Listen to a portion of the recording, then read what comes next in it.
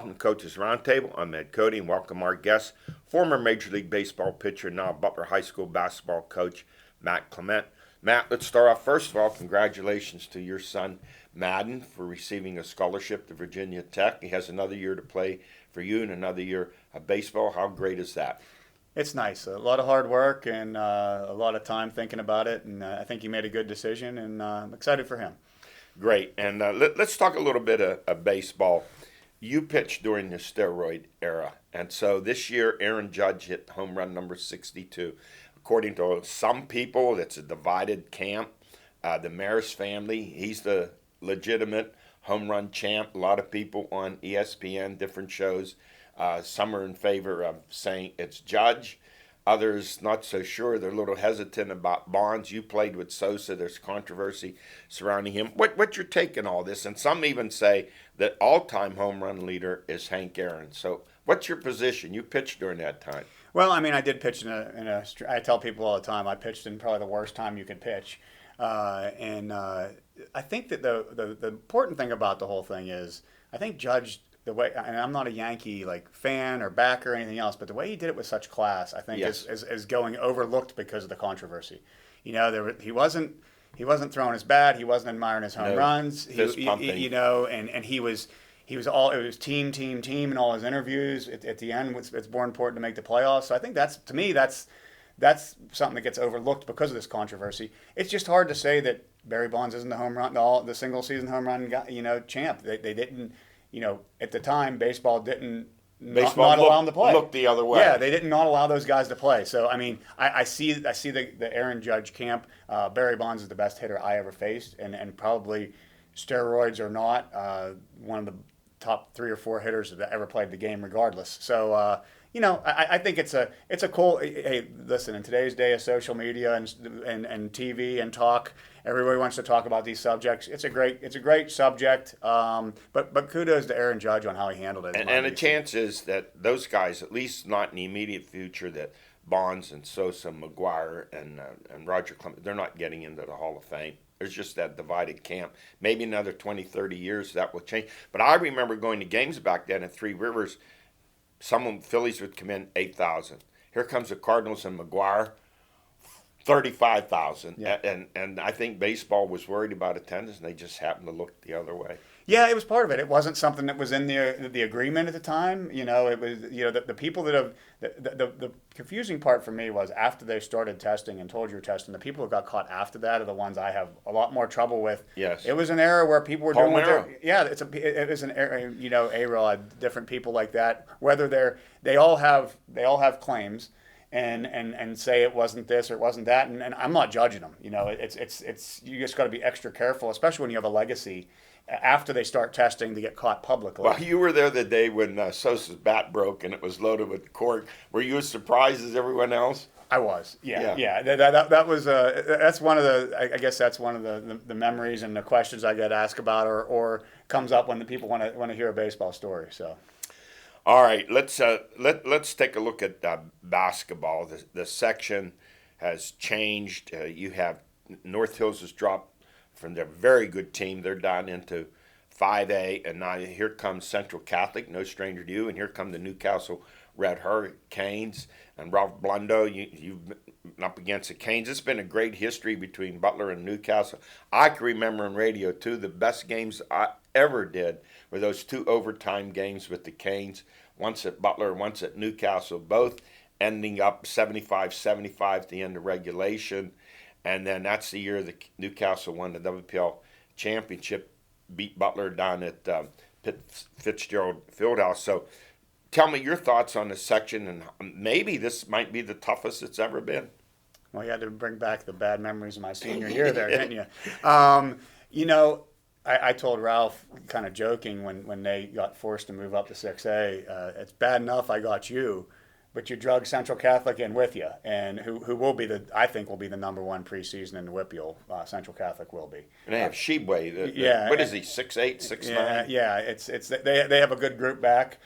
So I think the word on the street was they were heading to the South the South Conference, so I got Newcastle and I got Central. So the Newcastle rival will be fun. It'll be more stressful for me. It'll be a great section. I really do predict this will be the best section that we've been in. I mean, Newcastle has, obviously they have the history of always winning, and they have two great players back that have been playing there 3-4 years that I'm familiar with, and a good group around them. So there's not an easy night in our section. Fortunately, we're only playing each other twice this year instead of 3 times. Because I don't know if anybody could have made it through 3 times.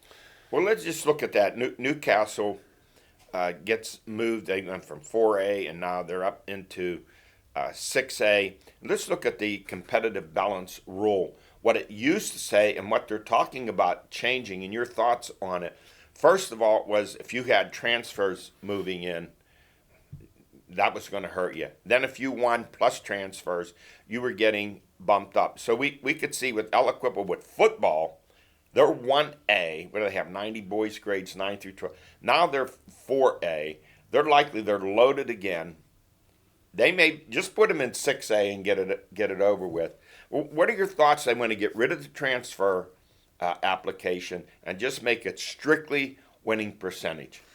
Well, I mean, there's a lot to unpack with the whole situation. There really is, and somebody like Newcastle, like Aliquippa, I think if I'm not mistaken, they volunteered to go up a couple classes, and then you made them go up a couple more, and that's where their fight was. Yeah, they wanted to play at 2A, and not 1A. Yeah. Then they went to 3. And then they forced them up. So I think there has to be something built in for people that on their own ask to move up. And then they still do well. Instead, there has to be an option for them to be forced. I think that should be in there.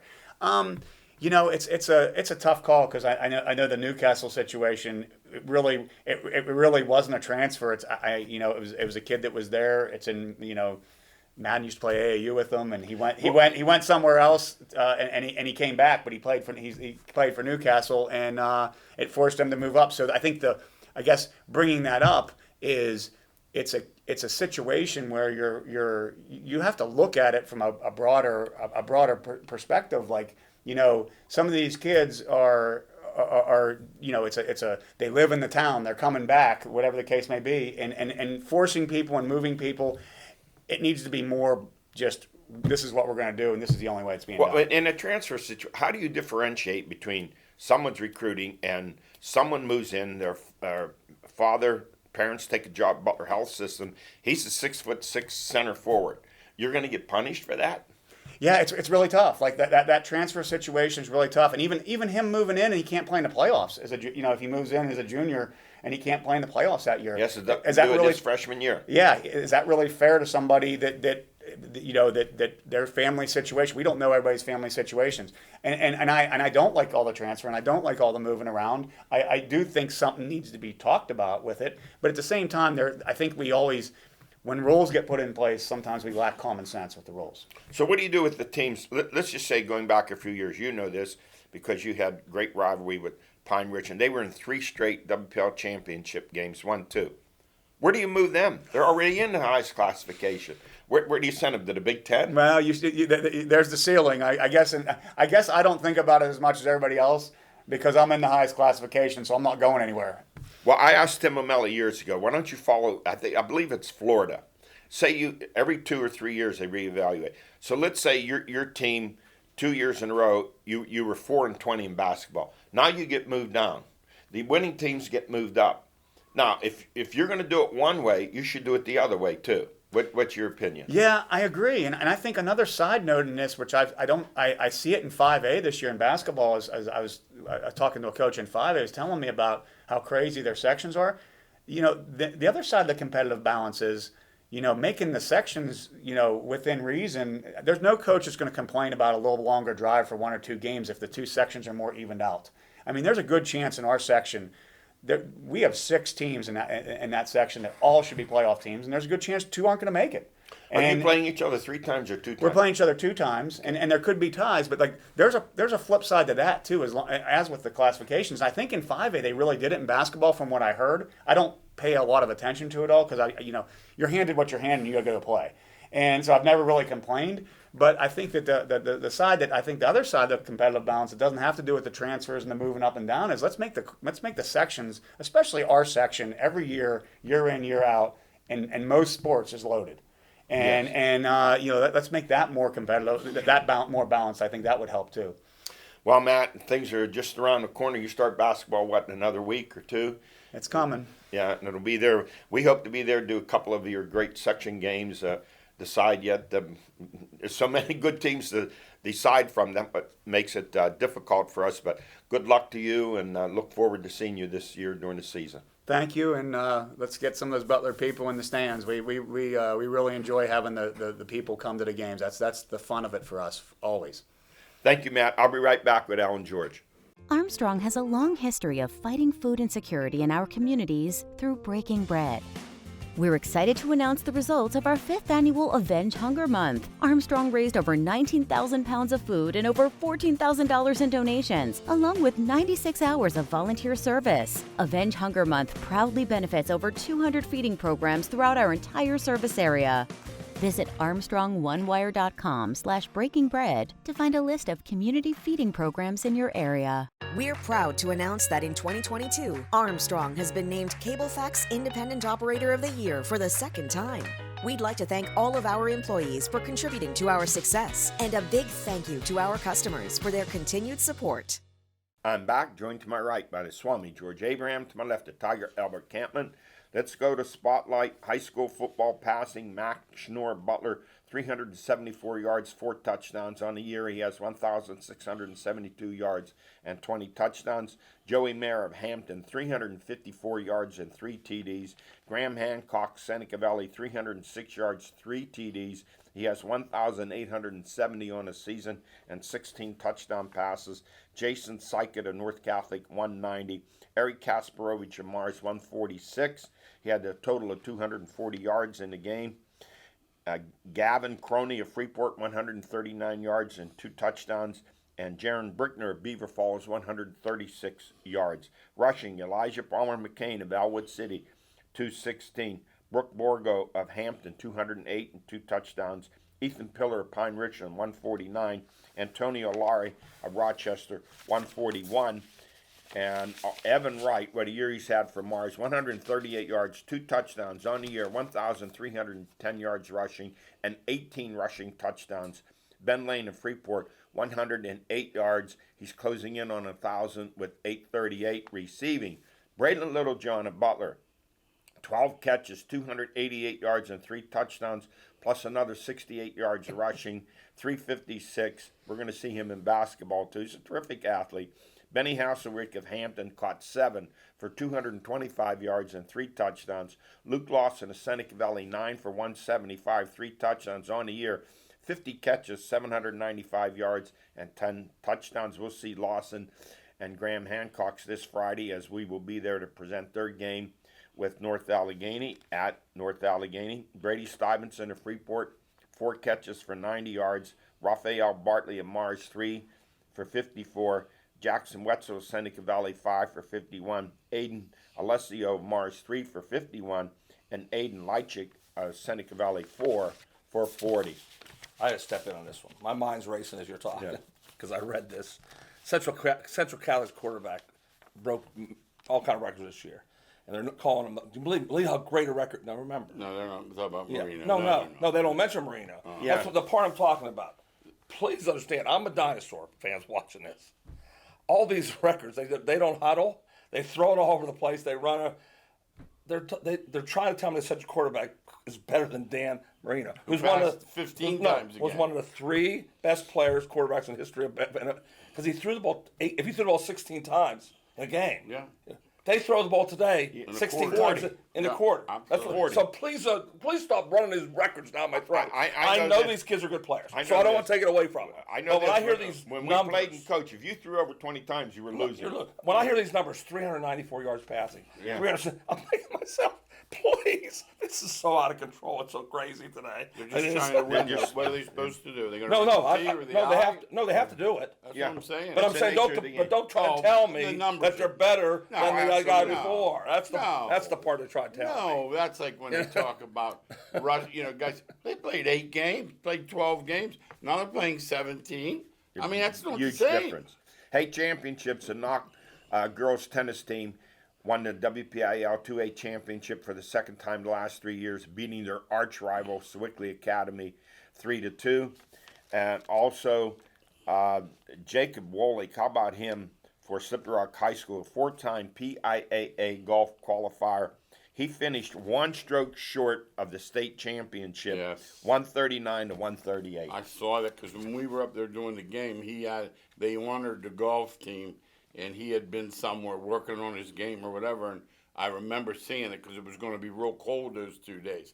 He ended up losing by 1 stroke. 1 stroke. Well, George just said there's key word there, George. You said it was like working. Yeah. These kids in all these sports, and that's where I'll give them credit. Yeah. They work on their game. The quarterbacks are working on passing. They're getting training that was never there before. These golfers, George, are out in the morning. Absolutely. And at night, yes. And Eddie did that same thing with the volleyball. Eddie looks at me and goes, guess how many girls play basketball? Not many. None. None. Slippery Rock High School boys soccer, 14-3-1. They won the Region 3 soccer championship 2-1 over Grove City. There's so many other good teams here that we don't have time to mention. Absolutely. By the way, catch North Catholic girls volleyball team. They won their section. They're favored to win the 3A title. We taped the game. A match last week with Knock. They are terrific. They are. I was telling Al, they're very, very One loss to North Allegheny. North Allegheny 16-0. You know how many sets they lost this year? None. Yeah, Not even a it's pretty set. amazing, isn't it? Yeah. Yeah. And last but not least, the BC3 women's volleyball team, 19-2. They won the Region 20 championship. Morgan Jack of Knock, she was named MVP. Next up, they are headed to Pinehurst, North Carolina for the Mid-Atlantic Championship. I'm just wondering, they're so good. I wonder how they would stack up against a Grove City, Westminster, and Slippery Rock University volleyball teams. They would be fine. I think they would do D3. well, too. I think the divider would be when you start paying them, 2 and 1. Yes. D2, D1. Let's go to our high school football power rankings. In 6A, it's North Allegheny, followed by Central Catholic, Seneca Valley, Canamac. In 5A, Bethel Park, Pine Richland, Gateway, Franklin Regional, Upper St. Clair. In 4A, it's Aliquippa, McKeesport, Central Valley, Armstrong, and Highlands. In 3A, Elizabeth Forward, Avonworth, Freeport, Bell Vernon, and East Allegheny. In 2A, Still Valley, Westinghouse, Beaver Falls, Neshannock, and Sarah. And in 1A, Bishop Canavan, Mapletown, Laurel, Leechburg, Southside Beaver, and Greensburg Central Catholic. Roundup from last week, Central Catholic 28, Seneca Valley 25. What's that mean? That means now with Seneca Valley, we're going to do the game this Friday at North Allegheny. Instead of heading down there to play for the conference championship, they're in a must-win situation to make the playoffs because they're 1-2 in the section. They've lost to both Central Catholic and Canon Mac. So they need to win or they need Mount Lebanon, who they beat, to beat Canon Mac. Wow, what a predicament they're in because they have a nice team. Very nice. Very nice team. 6-game winning Shouldn't Mount streak. Lebanon beat Canamac or no? No, I don't think it's Okay. I don't think it's a It's no given. sure thing now. That's what I was wondering. And here's what the game situated on. Seneca Valley was leading, kicked off and went out of bounds. And Kerry Totten of Central Catholic said, make him kick it again. 88-yard touchdown kickoff return for the touchdown. That was a deciding factor in the game. Well, somebody please listen to George and me. We don't know everything. We know this one. Where's the best player at, George? Back there. Where's Don't- the fastest guy? Back there. Don't kick it to him, please. Squib kick him when you got the lead. You don't want to say, "Oh, we had this lead. We We won. Don't We should have kick won. it to him." How about shouldas? I don't want to hear shouldas. No. Hey, you mentioned that squib kick. So we're playing. I'm going to mention the Butler coach. We're playing Woodland Hills, and he says to me, he says, make sure we squib it so it doesn't get to Del Rico Fletcher. We squibbed it. They let it roll by. Everyone got out of the way. Del Rico picked it up, went 80 yards for a touchdown. Yeah, so, at least you planned it. Yeah. I mean, at least sometimes it doesn't work out. But don't kick the ball into the air to the kid. You were at that game. We couldn't guard him. You were never You guarding were him. there. There was no way to. He had 2-2 Ferguson. You couldn't guard either one of them. Hey, in 4A last week, Armstrong 56, undefeated Highlands 35. Quarterback Caden Olson 431 yards and 5 touchdown passes. I still don't know why Pitt's not looking I at have to ask you two guys too. This 4A and 5A looks pretty tough to me. They're pretty I tough. was trying to decide in my head with the Quips, McKeesport, and Central Valley. But then I'm looking at St. Clair 5th, and I'm like, whoa. That's Armstrong's only loss, 28-14 to the Quips. So, hey, this week, wow, Central Valley at Aliquippa, Thomas Jefferson at McKeesport, and a neighborhood brawl, Mars at North Catholic. Yeah, those are all games we're seeing. I went to Central Valley last week, and they're a runaway freight train. They were at 40-0 at halftime against a team, West Allegheny, who lost 16-14 to Aliquippa. Yeah. So it wasn't like it was some bomb. Yeah, right. So don't go by that for this week. No. That's listening on that one. The Quips will be ready. No, they For were not Central beating Valley. We know 46. No. Hey, and here's an interesting game. 3A, number 3, 2A, Beaver Falls at number 1, 3A, Elizabeth Forward. That'd be an excellent game. Very good Excellent game. Yeah, absolutely. We'll find out a little bit about it. Yeah. You find out Can more about Laurel yourself. do anything in the A? Yes. They're good. Yes. Okay. No, they're good. Okay. I saw them And on in ice, 2A, Still Valley at Sarah Catholic. Oh, that's The a two Another ranked good teams. game. Wow, That'll those be are a good very games. good Yes. game. Let's go to our stories of the week. NFL, Miami 16, the Steelers 10. Kenny Pickett, 257 yards, 1 TD, and 3 interceptions. 2 late touchdown passes. Pickett, in his 3 games, 2 TDs and 7 interceptions. Now, listen, I try to be fair, but I heard some radio pundits say he was close to being the hero of the game. Now, maybe I missed something here. What was he close to being the hero in the game? Did you guys see something I No, the missed? guy said the worst thing I've ever heard. I have no regard for them to start with. But listen to this line. You ready why you'll play well Sunday? Because he rooted for the Eagles when he was a kid. That's That's a That'll good help. reason to play good. I don't know. Not that big dude chasing him for Philly. How about it, Al? Yeah. Can you now imagine saying Yeah. something like that? And you're being paid. Now, I give the defense a B grade. I think they did a great job. Didn't come away with sacks, turnovers. The offense, it's a D. Still no running game. And Tomlin's clock management, a couple times. I'm not sure why he doesn't have someone help him with that. He has a he's not lot good at he's it. doing during the game. I've heard all criticism of Claypool, Najee Harris, Tomlin, Canada, and yet, in a way, Pickett's been praised. So I'm going to say this, just finally with Canada. Okay, he hasn't dropped the pass, missed the block. I blame him for everything now. Global warming, inflation, the war And in the the gas Ukraine, prices are everything, definitely gas Canada. price, everything. Just blame Canada. Hey, Al, real quick, let's kick it for a minute. These people that pointed him, he was chosen. You mean to tell me they didn't know this was his offense? Yeah. That's Tomlin no knew. problem. Right, Al? Yeah. Okay, let me ask you. When I don't you think say, it's the offense. I don't think it has. Okay, X&Os. It's right. not I was just going to point X&Os. it. It's not He's X&Os. run rollouts. He's run reverses. it's their offensive He's run line. sprint outs. It's their He's done X&Os. everything. And they've dropped passes. He doesn't drop any. He doesn't miss blocks. They missed 4 interceptions. I mean, a couple of them won. Evans. They're never I that mean, close to win. yeah. Remember, they weren't supposed to win. Isn't like I go down there. Right. Okay, Pittsburgh's supposed to win this 7 game. point, yeah. They were underdog by more Yeah. than a touch, 7.5 points. Yeah. And So- when you mention that, Miami dropped, Steelers dropped passes. Miami dropped Absolutely. passes too. So Let me it ask you, is works that that both old ways. thing? That's why they're on defense? Or is that That's just what they a say. joke? I don't know. You know what I mean? You got to catch one of them. Yeah, one of them you win, And- probably. And now the trade rumors swirling around Najee? Claypool. Claypool, I did hear that. So I'm not sure what the point is. He was out of the game, and Olszewski was in there. Why? 5'10" receiver replacing a 6'4" receiver. I like to know what's going on. I don't think anyone really does know what's going on. You know, I'm going to say something. You guys will just laugh. I don't think they're that bad. Who? Pittsburgh. Well, they're not. They're not No, that they're just bad, not good. but they're just not that bad. good That's all, that's either. all. I think they're 8, 9, 7, 10, and I don't think they're going to end up that good. I Hey, mean, talent-wise. Yeah, and the Well, I other, don't think talent-wise they are. League, No, I don't think talent-wise. Their No. teams See, are you okay. always talk about the line. Nobody says that about the line but you. I just Pro watch the Football game. Focus rates them middle I'm better at Pro Football I'm just telling you. No, I it's watch not the a game. good one. Every time Yeah, Najee Harris gets I the go ball. with the what I I mean? go with the eye test. Yeah, It's as soon as not Harris good. gets the ball, he's down. Yeah, you know, he has You no don't place think to the other run. guy who hits a hole faster? No, he might. Oh, I don't know that. I think he's a little bit better, but Harris might. Harris Just is no Tomlin's hole. guy. No hole. Harris He is might. and Harris is only averaging about 2 points. Yeah, when you're averaging 2 points Right. per rush, you can't. And he's pretty good. And the other question mark I have is with the Miami coach, Mike McDaniel. No, It's no. 16-10. You No. know the circumstances of the game. No, you- It's a tough, hard. Now if he's Kick playing it. Buffalo, Absolutely. okay, you go for it. You kick the field goal We can against the talk about- Steelers. We can talk about it every Listen, week. we've beat this up so bad the last 2 Yeah. days. In other words, common sense says get up more than one score. Absolutely. It's that simple. In game management, you mentioned that what Thomas poor at, all 32 coaches are poor at. You understand? Yeah. I see everybody watches Pittsburgh in this area. They're all pathetic. You watch the red zone thinking, what is going on? We can go up and down the line. Right down the line. Yeah. I saw one the other day. The guy let the team melt right through the 2-minute warning to punt. He lost 32 seconds. Hey, and I want to last night. It happened last night. I have New England in my survivor pool.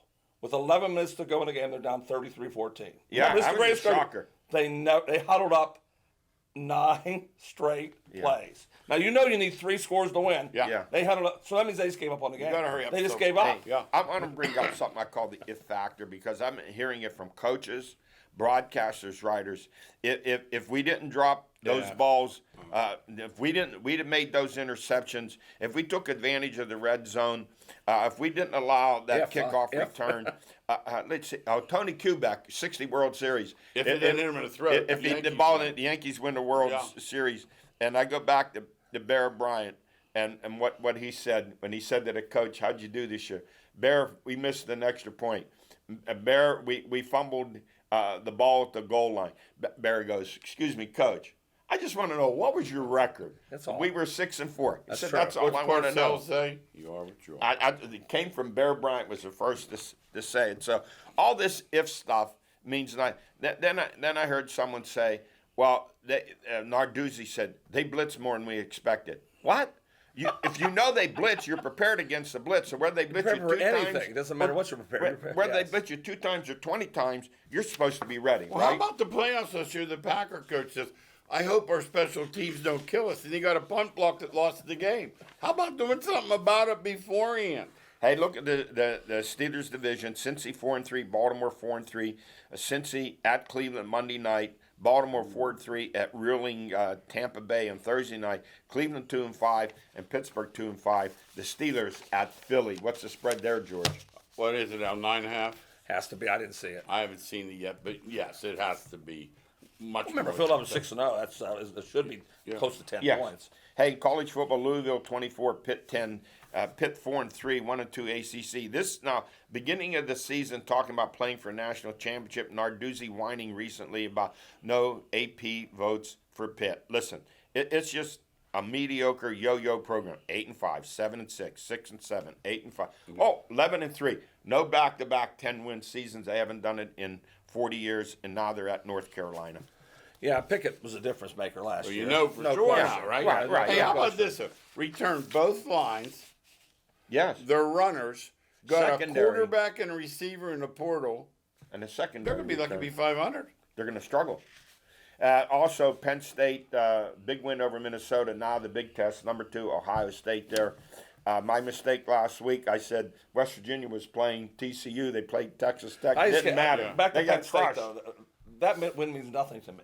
Yeah. Minnesota. Right. Supposed to be. If you don't beat Minnesota, that means you are not who you're supposed to be. But let's say this about him. They're all, Jimbo, they're all overpaid, but he beats the bad teams.